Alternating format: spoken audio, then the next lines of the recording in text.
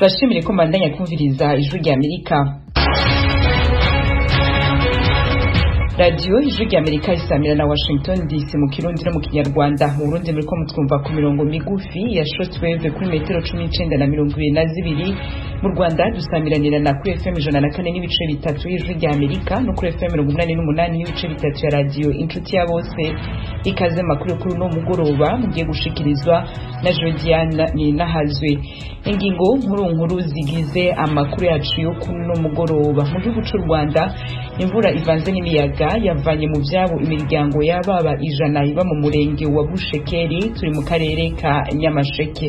Twabaye impunzi nta kintu dufite nta na gitoya nta n'ahandi ho kujya bakanatubwira ngo urava hakagenda ubwo bufasha ntazawubona.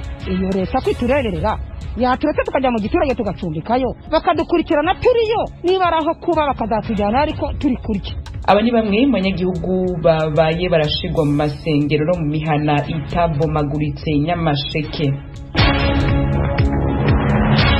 Muri make kandi ishyirahamwe rijeje gufashanya hagati y'igihugu c'Ubudagi n'amakunguje yizede mu mpfunyapfunyo mu mpera z'ukwezi kwa gatandatu kuno mwaka rizo kugara burundu mu Burundi ryakoreramwo kuva mu mwaka w'1975. Impamvu murayumva handi hato. Mu Burusiya abana 7 n'umwigisha wabo baguye mu gitero witwaje ibirwanisho yagavye ku ishure ryabo. Ayo makuru yose duce ku masonga arimwo nayerekeye president wa Uganda Yoweri Kaguta Museveni bucarahirira manda ya gatandatu. Turarambura mu kanyisase mu bihagufi y'amaradio yanyu. Amakuru agezweho hirya no kwisi turahera muri Kenya ho ico gihugu cahagaritse ingendo z'indege zaco muri Somalia. Ni nyuma y'imisi mike ivyo bihugu bisubiye kugiranira imigenderanire yari yarahagaze. Oriane Tangishaka nivyo aje kutubwira. Igihugu cha Kenya cahagaritse uruja n'uruza rw'indege hagati yacu na Somalia imisi mike inyuma yaho ivyo bihugu bisubiye kunga imigenderanire. Ikigo cha KCAA kijejwe uruja n'uruza rw'indege muri Kenya cyasohoye itangazo rivuga ko uruja n'uruza rw'indege hagati y'ivyo bihugu rwahagaritswe kiretse indege za ONU zijejwe gutabara imbabare. Ivyo vyavuzwe n'umutegetsi muri leta ya Somalia atashimye kuvuga amazina yiwe kubera atari yahawe uburenganzira bwo kuvugisha ibimenyesha makuru. Iryo tegeko rigiye mu ngiro guhera uno wa kabiri tariki 11 gushika itariki 9 z'ukwezi k'umunani uyu mwaka. Ikigo KCAA ntikiratangaza impamvu cyafashe iyo ngingo yamara bibaye inyuma yaho Somalia cari giherutse gusohora ingingo ihagarika indege zose zitwara imizigo y'igiterwa kiyayurubwenge ca kati gikoreshwa cyane muri Somalia. Iyo ngingo yafashwe n'igihugu ca Kenya ije gusubiza inyuma imigenderanire hagati y'ivyo bihugu yasaniye ariko itera intambwe. Mu mwaka wa 2020 igihugu ca Somalia cyahagaritse imigenderanire na Kenya cyagiriza ico gihugu kukirengera akarimbi no kwivanga muri politike yacu mpuzamakungu. Igitero c'uwitwaje ibirwanisho ku ishure riri mu gisagara citwa Kazana mu Burusiya cahitanye abana 7 n'umwigisha umwe. Fidel Niyongabo hari abagikomerekeyemo. Abandi bantu 27 bajanywe mu bitaro harimwo abana 18 batandatu muri bo baremvye bikomeye. Amasanamu yashikijwe n'amatelevizion yo mu Burusiya yerekanye abana bariko bahunga inyubakwa bigiramwo. Se habaniha zitari nke zatonze ku gwinjiriro rw'inyubakwa z'ishure inyuma y'ico gitero. Igipolisi caziriye amayira yose ari jako. Itangazamakuru ry'Uburusiya rimenyesha ko mu gihe bamwe mu banyeshure bashoboye guhunga abandi bafatiwe imbere mu nyubakwa igihe ico gitero caba. Abanyeshure bose barokotse bashoboye kuvurirwa mu bitaro biri hafi yaho ari naho imiryango yabo yaje kubakirira. Abategetsi bamenyesheje ko wakoze ico gitero afite imyaka 19 yahagaritswe. Igipolisi kikaba cuguritohoza ku vyabaye. Bamenyesha ko izindi ngingo zereke mutekano zaciye zifatwa buno nyene mu mashure yose mu gisagara ca Kazan. Ico gisagara kiri ku birometero 700 mu seruko bw'umugwa mukuru w'Uburusiya Moscow. Abategetsi ba Republika ya Tatarstan ivise umugwa mukuru Kazan batangaje kandi umunsi w'icunamo ejo kwa gatatu mu ntumbero yo kwibuka abahitanywe n'ico gitero. Perezida w'Uburusiya Vladimir Putin yifatanije n'imiryango y'abahitanywe n'igitero c'uno munsi kwa kabiri. Yategetse leta kubafasha mu buryo bwose bukenewe. Fidel abandaniza ko n'ivyabimukira batari bake bashitse mu izinga rya Malte inyuma yo gutabarwa mu bahari Mediterranee. Ubushikiranganji bujejwe intwaro yo hagati muri iryo zinga bwamenyesheje ko igikorwa cyo gutabara cakozwe n'ubwato bw'inteko za leta zigenzura imbibe zo mu mazi. Amara nta birenga ubwo bushikiranganji bwatangaje. Izinga rya Malte ntiryahurumbiwe cyane n'ibitigiri binini by'abimukira nguko vyabaye mu bindi bice byo mu bihari Mediterane.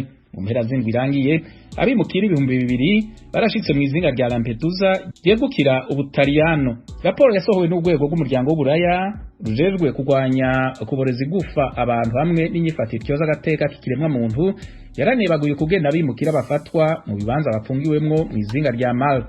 Iyo raporo yaragije leta ko irenga ku mategeko mpuzamakungu n'imico hamwe n'imigenzo y'akarere k'Uburaya. Iyo raporo yasohowe inyuma y'uko abaserukira umuryango w'Uburaya bagendeye Malte mu kwezi kw'icenda mu mwaka w'2020 imenyesha ko yasanze abimukira bari bagiwe mu kiringo c'amezi n'amezi bafunzwe mu buryo butyoza agateka ka muntu hamagara yabo atitabwaho bihagije. Abategetsi ba Malte bo bavuga ko bakurikiza amategeko mpuzamakungu mu buryo batabara bakongera bakitaho abimukira.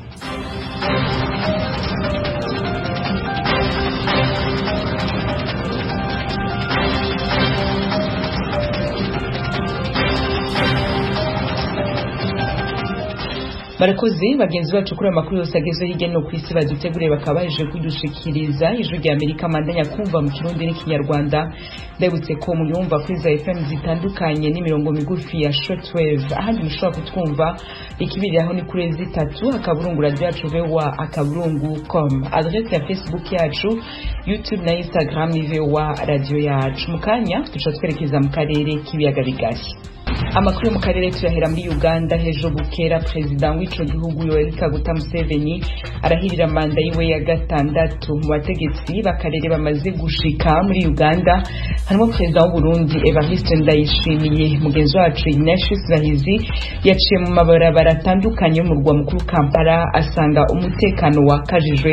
Reka tubwire imyiteguro yindi aho yayisanze igeze. Buri gikenewe cyateguwe igisigaye n'isaha n'umunota Perezida Museveni umaze ku butegetsi imyaka 35 azaba arahira nyuma yuko byemejwe ko ari we watsinze amatora yabaye mu kwezi kwa mbere k'uyu mwaka n'ibice 58% atsinda abandi bakandida 9. Azaba arahirira gutegeka indi manda y'imyaka 5 izarangira ategetse Uganda imyaka 40. Inzego zishinzwe umutekano zimaze igihe zitoza karisisi ku kibuga cyitiriwe ubwigenge cya Kororo ari naho uyu muhango uza kubera kuri uyu wa gatatu. Indege z'intambara nazo zimaze igihe zizenguruka ikirere byatumye bamwe bavuga ko zibakura imitima kubera urusaku zitera. Nubwo iyi mitegurire imanije hari bamwe badashaka ko uyu muhango uba ku buryo bashobora guteza umutekano muke nk'uko bivugwa n'inzego zishinzwe umutekano. Ni muri urwo rwego ibihumbi n'ibihumbi by'abasirikare n'abapolisi bitwaje intwaro hamwe n'imodoka z'intambara zikoreye imbunda za rutura byakikije umujyi wa Kampala n'inkengero zawo. Ibi kandi birakurikira igotwa ry'ingo z'abanyapolitike babiri batavuga rumwe n'ubutegetsi mu gihugu aribo Robert Kyagulanyi uzwi cyane nka Bobi Wine wahanganye na Perezida Museveni mu matora aheruka n'urwakiza Besigye wiyamamarije umwanya w'umukuru w'igihugu mu wa 2016. Igisirikare gikeka ko aba banyapolitike bombi bafite abayoboke bashobora guteza umutekano muke bityo ibikorwa byo kubakumirira mu ngo zabo mu nibyo kubabuza kugira babonana nawe mu gucura umugambi wo guteza imvururu mu gihugu nk'uko Colonel Deo Akiki uwungirije umuvugizi w'igisirikare yabitangarije abanyamakuru. With the help of several intelligence-led operations that are going on together with the Uganda Police Force, dukurikije amakuru y'ubutasi n'ibikorwa dufatanyije n'igipolisi turimo kugenda tumenya amakuru y'abashaka guteza umutekano muke akaba twashyizeho uburyo bushoboka bwose bwo kwirinda kugira ngo abo bose bafite uwo mugambi mubisha batawugeraho.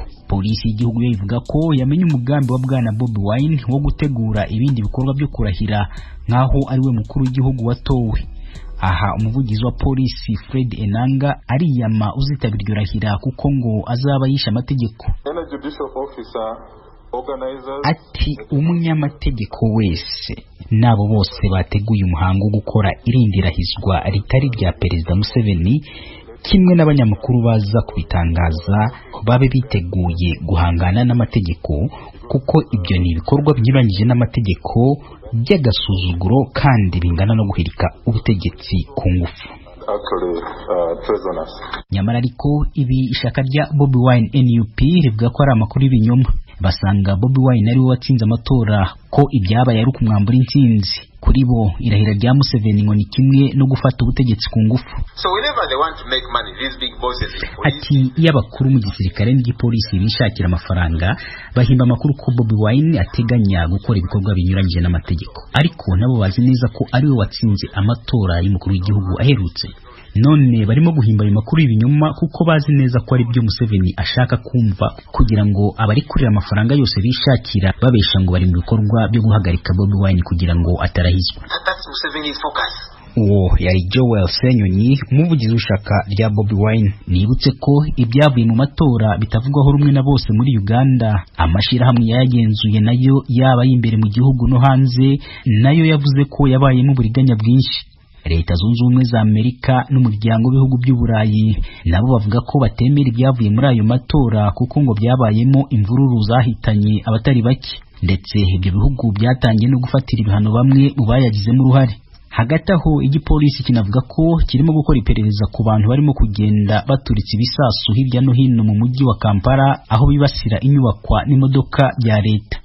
Mu ijoro ryakeye ibyo bisasu byaturikiye ahantu habiri, kimwe cyatewe ku modoka y'uwahoze ari intumwa ya perezida mu ntara ya Jinja nk'uko igipolisi cyabitangaje mu cyegeranyo cyasohoye kivuga ko ari umwe mu migambi yo gushaka kuburizamo umuhango w'iyahizwa ya perezida Museveni. Abayobozi bagera kuri 20 bo muri Afurika no hanze yayo nibo batumiwe mu muhango kuri uyu wa gatatu. Ubwijwi rya Amerika ryateguraga iyi nkuru hari abari bamaze kugera mu gihugu barimo Evariste Ndayishimiye w'u Burundi, Salva Kiir wa Sudani y'Epfo, Vice Perezida wa Sudani hamwe na Muhammad Abdullahi Muhammad wa Somalia. Perezida Paul Kagame w'u Rwanda, igihugu kimaze iminsi kidafitanye umubano mwiza na Uganda, nawe ari mu batumiwe muri uyu muhango, akaba bitaramenyekana niba azawitabira ku giti cye cyangwa se akohereza intumwa. Isoko y'ijwi rya Amerika yegereye ubutegetsi mu Rwanda yatubwiye ko bashidikanya ko Perezida Kagame azitabira iryo rahira, ariko ikemeza ko u Rwanda ruzahagararirwa. Muri iyi minsi ishize mu mihango nk'iyo yabaye mu bindi bihugu, u Rwanda rwagiye ruhagararirwa na Minisitiri w'Intebe Edward Ngirente. Abandi bategetsi bategerejwe i Kampala kuri uyu mugoroba barimo wa Ghana, Zimbabwe, Guinea na Vice Perezida wa Nigeria Ignatius Bahizi. Ijwi rya Amerika, Uganda. Ignatius Bahizi urakoze. Nari nabice ku masonga nkitangura ishamwe rijejwe gufashanya hagati y'igihugu cy'u Burundi n'amakungu JZ mu mpfunyapfunyo mu mpera z'ukwezi kwa gatandatu bizokugara burundu mu Burundi. Ibindi kuri nkuru tubibaza umenyesha makuru wacu Eloge Wiri Kaneza. Kubwisoko ri hafi y'ubuserukizi bw'Ubudagi mu Burundi, ingingo yafashwe n'icicaro gikuru c'iryo shirahamwe kiri Bonn. Iyo ngingira ibihugu byose byo kwisa hibijanye n'intwaro rusangi bitubahirijwe neza. Niki iryo soko risigura. Ayo makuru anemezwa kandi n'indi soko ryegereye ubuserukizi bw'umwe bwa Burayi Bujumbura mu mukuru w'ubutunzi. JZ yifasha cyane mu migambi yo kwiragiza amazi meza, kandi nayifasha cyane ishirahamwe Jidezo rimwe rudende rya leta itanga umuyaga nkuba n'amazi. Kubw'abakozi bahembwa n'iyo migambi baramaze kumenyeshwa ko nyuma yo 30 ukwezi kwa gatandatu kuza ibikorwa bizoba byahagaze. Igice kinini cy'abakozi bo mu mugambi Proseko ufashwe mu mugongo n'ishyirahamwe JZ nta kazi bafise kuva kwa 31 ukwezi kwa 12 2020. Kuva mu kwa mbere 2021 naho abakozi bake nibo basigaye bakaba bariko baramarira ibikorwa bya nyuma byo muri uwo mugambi. Ni kumwe mu bakora muri uwo mugambi wo kwiragiza amazi meza mu bigwati bito bito. Umugambi ufashwe mu mugongo n'iryo shirahamwe y'igihugu c'Ubudagi yemereye ijwi rya Amerika, ariko userukiye igihugu c'Ubudagi mu Burundi yavuga ko ari bihuha. J'ai entendu dire de ces rumeurs, donc la GIZ va pas fermer ses portes. Narumvise ivyo bihuha JZ ntigiye kuzokugara imiryango yayo, ahubwo izoha iyindi ntumbero nshasha ibikorwa vyayo. Ayo makuru sinzi uwayakwiragije. Niko Dietero Enel yatwishuye tumubajije, ariko akaba atashimye gushikiriza uko ivyo bikorwa bizotunganywa bushasha. Ishirahamwe JIZ ryatanguye gukorera mu Burundi kuva mu 1975. Ubushikiranganji bw'Ubudagi bujejwe imigenderanire y'ico gihugu n'amakungu buha uburyo iryo shirahamwe bwari bwahagaritse imigenderanire yabwo na leta y'u Burundi hamwe n'igipolisi cy'ico gihugu bivuye ku itorwa ritahurijwe ko ryanya kwigendera Perezida Pierre Nkurunziza mu 2015. imigambi n'amaprograma akora mu bijanye no kwisununura k'ubuzima bw'abanyagihugu no kubateza imbere niyo yabandanije ibikorwa vyayo. Kuva mu mwaka wa 2005 GIZ ikorera mu gisata c'amazi n'isuku mu Burundi, ikaba yanafashije cane mu bikorwa vyo kwegereza ubutegetsi abanyagihugu hafi, iterambere ry'abanyagihugu mu mitumba hatibagiwe ukunagura gisata c'amagara y'abantu na cane mu mugambi wo gushoboza abakenyezi gutandukanya imvyaro. Hejuru y'ibi rishirahamwe rijeje gufashanya k'Ubudagi n'amakungu ryanafasha riri kumwe n'ibindi bihugu vya Buraya mu bijanye n'igisata c'itunganywa ry'amatongo hamwe no kugwanya urucuruzwa rwa magendu rw'ubutare. Turetse abakozi bo mu migambi itandukanye, ishirahamwe GIZ ryakoresha abakozi baba 100 b'abarundi. Kugeza ubu leta ya Burundi ntiratangaza n'imaze kumenyeshwa ingingo. Eroje Urikaneza, Ijwi rya Amerika. Eroje reka tuve mu Burundi twerekeza mu Rwanda havugwa imiryango yababa 100 yavanywe mu vyabo n'imvura ivanze n'imiyaga yibasiye abanyagihugu bo mu murenge wa Bushekeri mu karere ka Nyamasheke. Bamwe muri abo banyagihugu ubu babaye baracumbikirwa amasengero, abandi nabo bajanwa mu babanyi ahari amazu atabomotse. Mugenzi wacu Temistocle Mutijima yanyarukiye kuturabira uko vyifashe. Hano duhagaze gutya harimo inzu yaburanye n'amadafari n'amabati n'imyenda, nta muntu wari gutabara uri nawe kuko twabibonaga bakirukanka. Ni bamwe mu bari batuye mu midugudu ya Kagarama na Buhembe yo mu murenge wa Bushekeri mu karere ka Nyamasheke. Ahahoze ingo zabo ntiwamenya ko zahigeze. Izigera hafi kuri 40 zarenzweho n'igitaka cyamanuwe n'inkangu yibasiye aho batuye mu rukerera rwo kuri uyu wa mbere.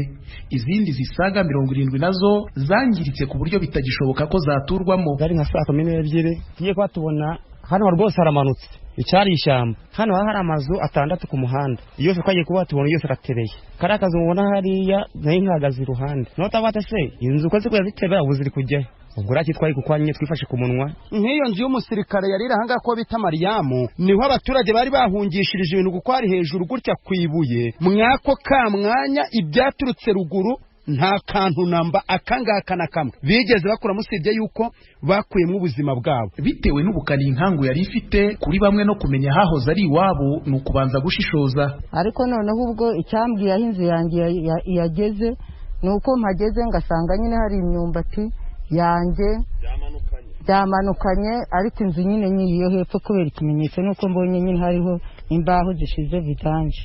Ngiye narinje nje gusura abakecuru n'abasaza sanze ntaba hari nyoberwa naho bari batuye. Uretse inzu zisaga 100 ubu bitagishoboka ko zaturwamo, hegitari 12 z'imyaka y'abaturage nazo zagiye. Anga hari ikirima kinini cyashyirimo amateke yeze, harimo n'isozi zigiye kwera, hari no ku ruhande muri y'ibijumba byose usura biruzi ntabyo nyine. Ntabwo nageranye ubuso ntabwo nize mapima, ariko hari hanini namaze gusoma inshuro 3 wari tumusenya mu 8 gutya iyo nsubiramo urutse ko byamanutse nako mu 12 mwese muri mubona nyine kumuzimeze nawe muri kwirebera ndi gutoragara mu ndeba ko nagira gute narya tugaragara nyine two ibindi byose amazi yazire ibirenze. Imibare twahawe n'inzego z'ibanze aha muri Nyamasheke igaragaza ko iki kiza cyakuye mu byaba abaturage basaga 600.